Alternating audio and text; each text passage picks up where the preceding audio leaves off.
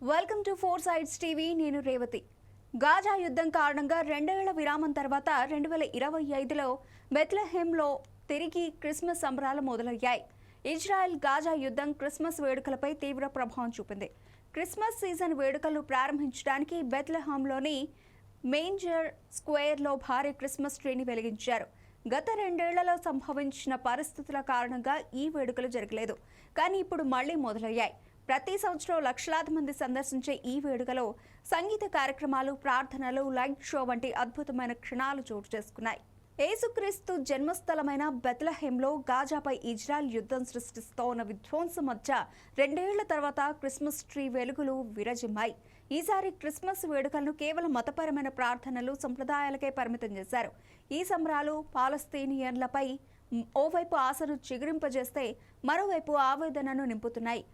Monger స్క్వేర్లో స్థానిక అధికారులు, church పెద్దల సమక్షంలో నిరాడంబరంగా క్రిస్మస్ ట్రీని వెలిగించారు. ఈ కార్యక్రమానికి వేలాదిగా తరలివచ్చిన ప్రజలు ప్రార్థనా గీతాలు ఆలపించారు. ఈ సందర్భంగా evangelical Lutheran church father Munthal Isaac మాట్లాడుతూ, ఈ వేడుకలు మునపట్లా లేవు. మా హృదయాల్లో గాజా విషాదం నిండి ఉంది. అయినా ఈ కష్టకాలంలోనూ మేం జీవించాలని ఆశిస్తున్నాం. బెత్లెహేమ్ మేయర్ మహేర్ ఎన్కనవతి మాట్లాడుతూ, చీకటిని పారద్రోలి ప్రజల్లో ఆశను నింపేందుకు ఈ కార్యక్రమం చేపట్టాం. పోప్ లియో 14 కూడా బెత్లెహేమ్ ప్రజల కోసం ప్రార్థిస్తున్నట్లు సందేశం పంపారు అని అన్నారు. మరోవైపు ఇజ్రాయెల్ ఆంక్షల కారణంగా బెత్లెహేమ్లో పర్యాటక రంగం పూర్తిగా కుదేలైంది. దీంతో స్థానిక ఆర్థిక వ్యవస్థ తీవ్రంగా దెబ్బతింది.